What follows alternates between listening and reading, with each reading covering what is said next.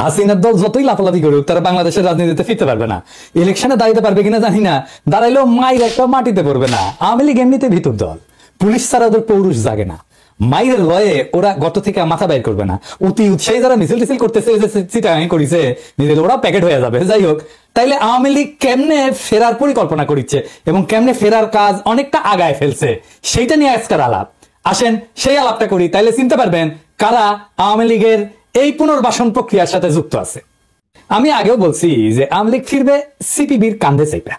আজকে আমরা দেখবো সিপিবির কান্ধে চেপে আওয়ামী লীগ কতদূর ফিরে আসছে। আগেও তাই ফিরেছে, এরা দলে দলে সিপিবিতে ছাত্র ইউনিয়ন, যুব ইউনিয়ন ঢুকবে, বঙ্গবন্ধু পরিষদে ঢুকবে, এভাবে পুনর্বাসন শুরু হবে আওয়ামী লীগের। আর সিপিবি আওয়ামী লীগ যেই ন্যারেটিভটা তৈরি করতে চায় সেই ন্যারেটিভটা প্রচার করবে। আমরা আজকে একটা একটা করে ধরে দেখবো যে কিভাবে সিপিবি আওয়ামী লীগের ন্যারেটিভ প্রচার করা শুরু করছে। আমি কইছিলাম হাসিনার পতন হইলে কয়টা প্রতিষ্ঠান জয় বাংলা করে দিতে হবে, নাহলে আবার আওয়ামী লীগ সেইগুলো ভর করে উঠে দাঁড়াবে। কি কি ছিল সেগুলা ভুলে গেছেন? আবার কয়ে দেওয়া লাগবি, এই তো মুশকিল। আবার কয়ে দিচ্ছি, ভুলেন না, লিখে রাখেন, দরজায় লিখে ট্যাঙ্গে রাখবেন। সিপিবি, ওর পাশে মনি সিং কমরেড ফরওয়ার্ড স্মৃতি ট্রাস্ট আছে, ওই পুরোনা পল্টন, ওটাও, প্রথম আলো, ডেইলি স্টার, ছায়ানট, টুবিসি, মানে মনে থাকবে। এবার আরো আছে তো, প্রথম রাতে এই কয়টা জয় বাংলা করে দেওয়া লাগবে। ডেইলি স্টারে মাহবুজা নাম, আমি আসিচ্ছি আবার আর এক এপিসোড নিয়া, বেশি বাইরে গেছে। আমি ওই ডেইলি স্টার জয় বাংলা করার বৈধতা তৈরি করে দিব। ডেইলি স্টার যে জয় বাংলা করাটা বৈধ সেটা আমি প্রতিষ্ঠা করে দেবো একেবারে। যাই হোক, সিপিবি ফিরে আসি, পরে মাহবুজা নামরে ধরুননি পরের এপিসোডে। সিপিবি কেমনে আওয়ামী লীগ পুনর্বাসনে কাজ করতেছে। আপদ হইতেছে আওয়ামী লীগ আর বিপদ হইতেছে বিএনপি। এই তত্ত্ব আড়ায় মুজা সেলিম, মানে যে মুজাহিদুল ইসলাম সেলিম, ওই যে বাকশালের সময় যে মিছিল করেছিল, বাকশাল হওয়ার সময় রাজপথে আনন্দ উল্লাস করে মিছিল করেছিল, ওই মুজা সেলিম এবং তার অনুসারীরা ফ্যাসিস্ট হাসিনার 15 বছরের শাসনকে কোমল সমর্থন যোগায় গেছে।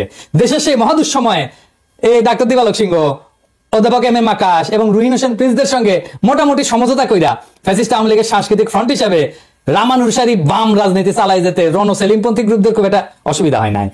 এই এম এম আকাশের বিরুদ্ধে দ্বারাই কিন্তু আমি সিপিবি থেকে বহিষ্কার হই। জানেন এটা? জানেন না? সে যুগান্তরে লিখেছিল একটা বিশাল লেখা, আবার মুছা ফেলিছে। মানে অপরাধী যেরকম অপরাধের চিহ্ন মুছা ফেলে না, ইনকা করে এম এম আকাশ যেটা লিখেছিল সেটা মুছা ফেলিছে। তো মুছা ফেললে কি হবে? আমার কাছে তো প্রিন্ট ভার্সন আছে। কি লিখেছিল দেখেন। তবে ঘটনা যাই ঘটুক, প্রগতিশীল মুক্তিযুদ্ধের পক্ষের শক্তি এক্ষেত্রে যা করণীয় সেটা হচ্ছে 1971 সালের পরাজিত প্রতিক্রিয়াশীল সন্ত্রাসী শক্তিকে যদি আওয়ামী লীগ রাষ্ট্রীয় বল প্রয়োগ করেও দুর্বল এবং নিঃশেষিত করতে পারে, তাতে বাগড়া না দেওয়া।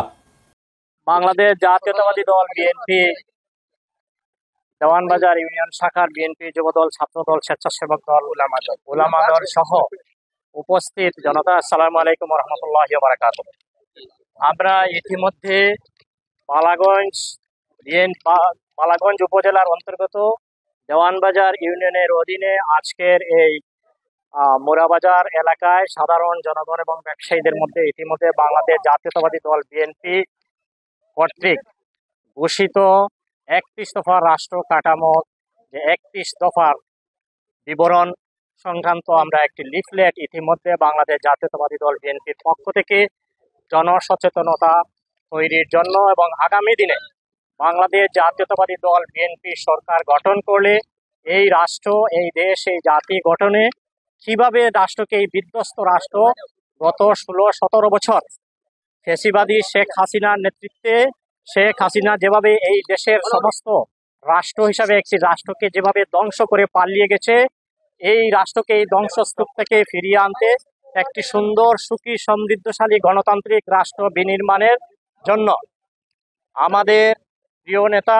শহীদ রাষ্ট্রপতি জিয়াউর রহমান, দেশনেত্রী বেগম খালেদা জিয়ার সুযোগ্য উত্তরসূরি বিএনপির ভারপ্রাপ্ত চেয়ারম্যান জনাব তারেক রহমান কর্তৃক ঘোষিত এই 31 দফার লিফলেটটি ইতিমধ্যে রাষ্ট্র কাঠামো বা রাষ্ট্র মেরামতের যে লিফলেটটি আমরা দলের পক্ষ থেকে দেওয়া হয়েছে, সেটা আমরা ইতিমধ্যে সমস্ত বাজারব্যাপী গণসচেতনতা তৈরি করার লক্ষ্যে এবং জনগণকে জনমত গঠন করার লক্ষ্যে আগামী দিনের সরকার কি হবে, আগামী দিনে দেশ রাষ্ট্র পরিচালনা কিভাবে করা হবে, এই লক্ষ্যে আমরা ইতিমধ্যে সমস্ত বাজার প্রদক্ষিণ করে আমরা ব্যবসায়ী সহ বিভিন্ন মহলে আমরা এগুলা তুলে ধরেছি অত্যন্ত সুশৃঙ্খল ভাবে। আপনাদের বিএনপি যুবদল, ছাত্রদল, স্বেচ্ছাসেবক দল সহ স্থানীয় নেতৃবৃন্দ এবং এখানে যারা উপস্থিত হয়েছেন প্রত্যেকে বিএনপির পক্ষ থেকে, জনাব তারেক রহমানের পক্ষ থেকে এবং আমার নিজের পক্ষ থেকে আপনাদেরকে অসংখ্য ধন্যবাদ এবং মুবারকবাদ জানাচ্ছি এবং সেই সাথে আপনাদেরকে আহ্বান জানাচ্ছি, দেশের বিরুদ্ধে আপনারা দেখতে পাচ্ছেন এই পালিয়ে যাওয়া শেখ হাসিনার দোসররা সারা দেশে এবং বিদেশে বিভিন্ন ষড়যন্ত্রে এখনো সরব রয়েছে, মেতে উঠেছে।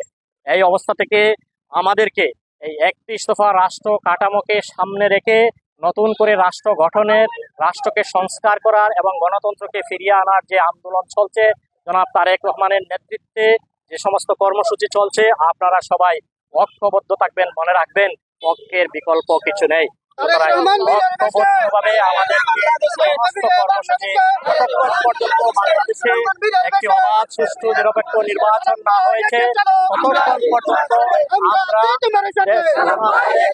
পক্ষ থেকে আমরা ঐক্যবদ্ধভাবে আমাদের আন্দোলন সংগ্রাম চালিয়ে যেতে হবে। আপনাদের সবাইকে অসংখ্য ধন্যবাদ জানিয়ে আমার সংক্ষিপ্ত বক্তব্য এখানে শেষ করছি। সবাইকে অসংখ্য ধন্যবাদ। বাংলাদেশ জিন্দাবাদ, বাংলাদেশ জাতীয়তাবাদী দল বিএনপি জিন্দাবাদ, শহীদ জিয়া অমর হোক, দেশনেত্রী বেগম খালেদা জিয়া জিন্দাবাদ, তারেক রহমান জিন্দাবাদ জিন্দাবাদ।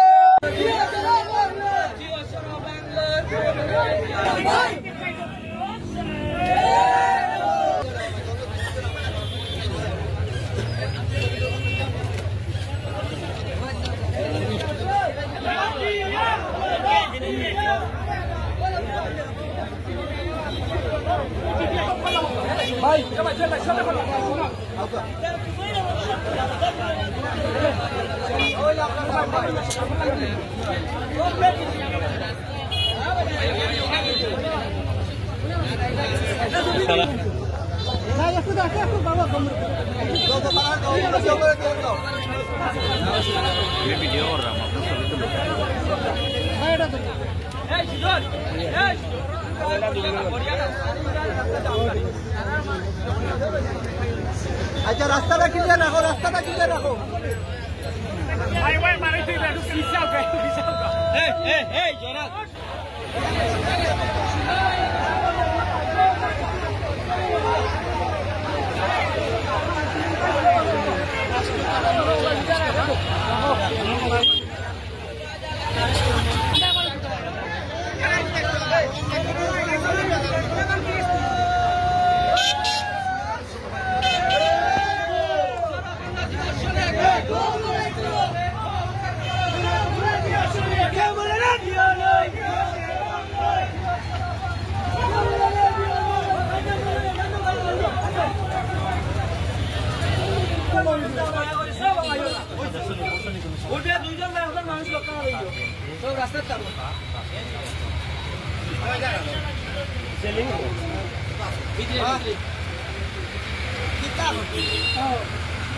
আমরা তো